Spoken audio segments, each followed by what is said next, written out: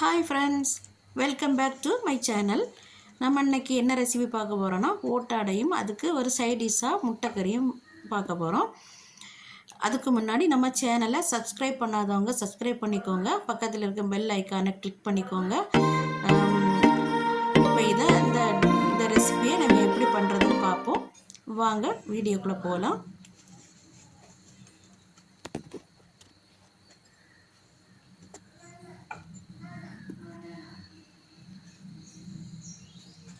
நம்ம இந்த ஓட்டாடை செய்கிறதுக்கு நான் 2 கப்பு வறுத்த மாவு, இடியப்ப மாவு எடுத்துருக்கேன், நைஸ் மாவு. அதுக்கு இன்னும் ரெண்டு கப்பு எடுத்துருக்கேன். அதுக்கு 2 முட்டை. நம்ம இப்போ இந்த மாவை பச்சை தண்ணியில் விரவாமல் நம்ம லைட்டு சூடு தண்ணி, அதாவது நகைச்சூடுன்னு சொல்லுவாங்க, அந்த நகைச்சூடு தண்ணியில் நம்ம இப்போ இந்த மாவை கிண்டி நம்ம ஊற வைக்கணும். ஊற வச்சு தான் அரைச்சி நம்ம சுடணும். இதுக்கு நான் 2 முட்டை எடுத்திருக்கேன். இந்த 2 முட்டையும் கொட்டி அந்த மாவு கூடால மிக்ஸ் பண்ணிவிட்டு, இந்த தண்ணி லைட்டாக சுட்ட உடனே இந்த தண்ணியை தூக்கி அந்த மாவில் ஊற்றி நல்லா மிக்ஸ் பண்ணணும். கொஞ்சம் கூட அந்த மாவு அடியில் இருக்கக்கூடாது. அந்த அளவுக்கு நல்லா இளக்கி அந்த மாவை கிண்டணும். தண்ணி நல்ல சூடும் ஆகக்கூடாது, லைட்டு நகைச்சூடு தான் வரணும்.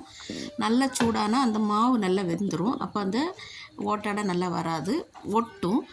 அதனால் லைட்டு நகைச்சூட்டில் இந்த வெந்நியை தண்ணி அதில் ஊற்றி நல்லா கிளறணும். அடி வர கிளறி அதில் மாவு, எல்லா மாவும் ஈவனாக அந்த முட்டையும் மாவும் அந்த தண்ணியில் படுது மாதிரி நல்லா அதை மிக்ஸ் பண்ணணும்.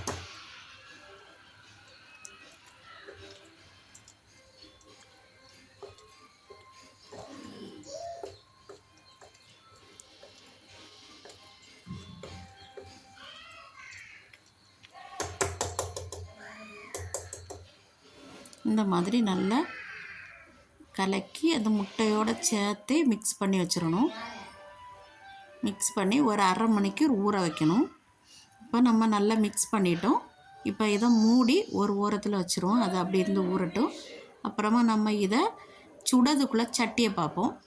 இது ஒரு மண் சட்டி. இதில் எந்த ஆயிலும் நம்ம தேய்க்கக்கூடாது.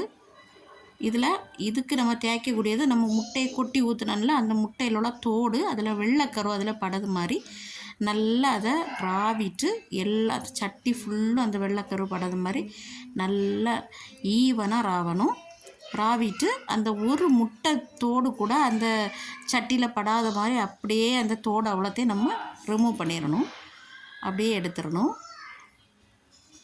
எடுத்துட்டு நம்ம இந்த சட்டியையும் அந்த முட்டை கருவில், அந்த முட்டையில் உள்ள வெள்ளை கருவை தடவி இருக்கும்ல, அதில் இந்த கழுவக்கூடாது.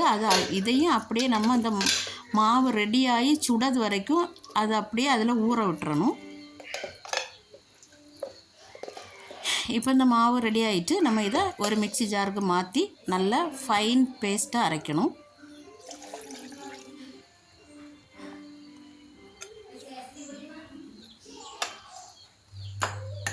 எனக்கு இது பெரிய ஜார்னால நான் ஒரேடியாக போடேன். நீங்கள் சின்ன ஜாரில் அரைக்கிறதா இருந்தால் இதை 2 தடவையாக பிரித்து போட்டுக்கோங்க. நல்ல சூடும் ஆகக்கூடாது. நல்லா சூடாகாத முறைக்கு நல்ல ஃபைன் பேஸ்ட்டாக அரைக்கணும். எப்படின்னா நம்ம அதை அரைக்கும் போது அதில் நொதையாக வரணும். அதுக்கு அடுத்தது நம்ம ஒரு சைட் டிஷ் முட்டை கறிக்கு நம்ம போடுவோம்.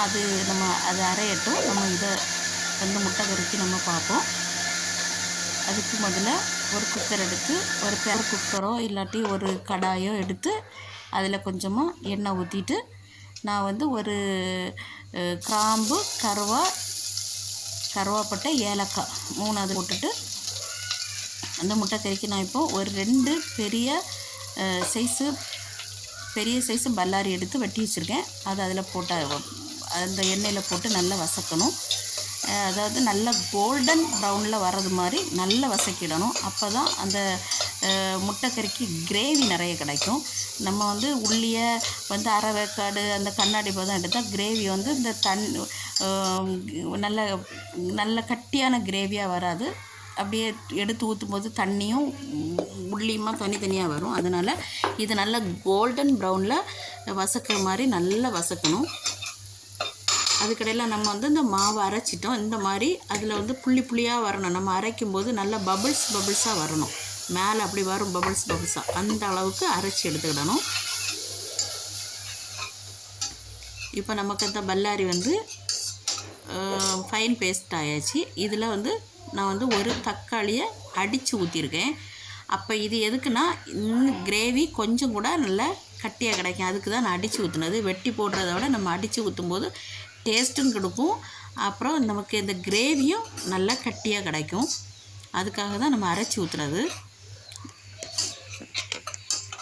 இந்த தக்காளியும் பச்சை வாசனை போகிறது வரைக்கும் நல்லா நம்ம வந்து வெட்டி போட்டு எப்படி நம்ம பச்சை வாசனை போகிறதுக்கு நம்ம கிண்டுவோமோ அதே மாதிரி அடித்து ஊற்றும் போதும் அதே மெத்தடில் பச்சை வாசனை போகிறது வரைக்கும் நல்லா வசக்கிடணும்.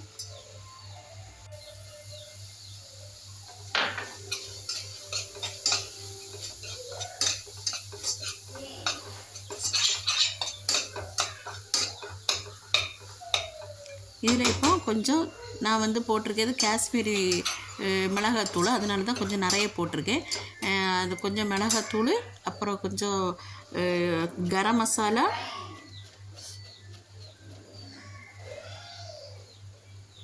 பெருஞ்சீரகத்தூள், சோம்புத்தூள், கரம் மசாலா, வத்தல் மிளகுத்தூள். அப்புறம் இப்போ வந்து இது வந்து ட்ரை கோகனட் பவுடர். அதிலே நான் வந்து ஒரு 2 ஸ்பூன் ஆட் பண்ணியிருக்கேன்.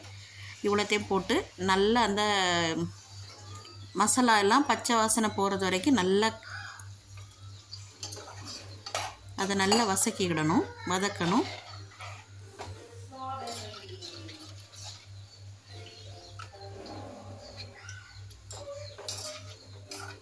அப்புறம் நம்ம வந்து இந்த முட்டை கொட்டி ஊற்றுறதுக்காக வேண்டி அதுக்கு நமக்கு எவ்வளோ கிரேவி வேணுமோ அதுக்கு தக்கன தண்ணி ஊற்றி கொஞ்சம் தண்ணி ஊற்றி அதை கொஞ்சம் மசிச்சு எடுத்துட்டு வதக்கணும். அதுக்கப்புறமா அந்த இது வந்து கொதிக்கிறதுக்கு முன்னாடி நம்ம வந்து முட்டையை கொட்டி ஊற்றிடணும். அந்த கிரேவி வந்து கொதிக்கக்கூடாது. நம்ம தண்ணி ஊற்றிட்டு உடனே நம்ம வந்து முட்டையை கொட்டி ஊற்றிடணும். நான் இப்போ அதில் ஊற்றுனது உப்பு தண்ணி தான் ஊற்றினேன். உப்பு பொடி இல்லை, அதனால் உப்பு தண்ணி ஊற்றினேன். இப்போ இந்த கொதிக்கிறதுக்கு முன்னாடி இது இவ்வளோ தண்ணியை ஊற்றினோடனே நம்ம வந்து முட்டையை கொட்டி நமக்கு எத்தனை முட்டை தேவையோ அத்தனை முட்டையை நம்ம கொட்டி அதில் ஊற்றிடணும். நான் அன்றைக்கி இவ்வளோத்துக்கு 5 முட்டை எடுத்திருக்கேன்.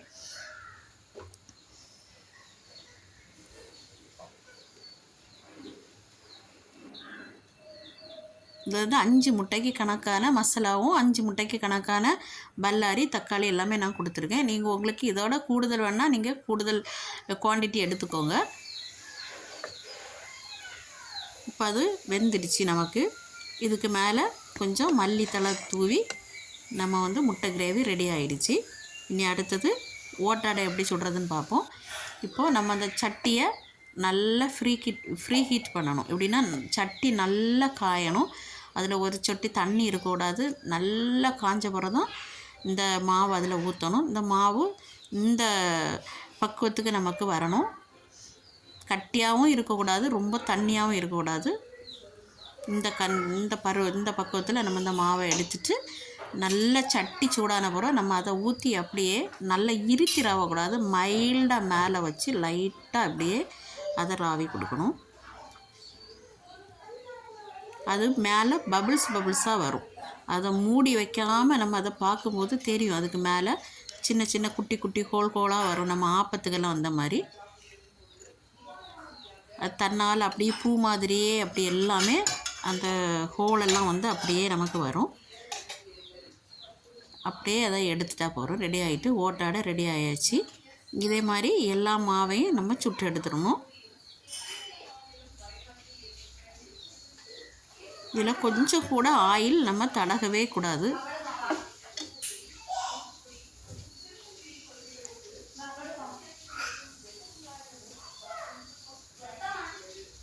இப்படியே மேலே லைட்டாக நம்ம மாவு ஊற்றிட்டு மெதுவாக இப்படியே